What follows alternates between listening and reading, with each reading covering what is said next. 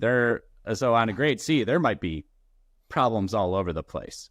But if they're all on the outer edges, like sometimes happens with scintillators, the seal starts to break down on the outside, so it's almost like you get like oxidation that spirals inward. Yeah, and sense. So maybe 80% of the sensor is great, and the outside 20% is less than great.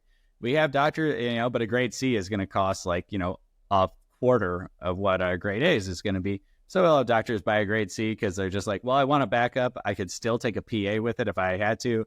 And it's $1,000 or whatever. Then a grade B is, a grade B is basically if it has any issue that makes it not perfect.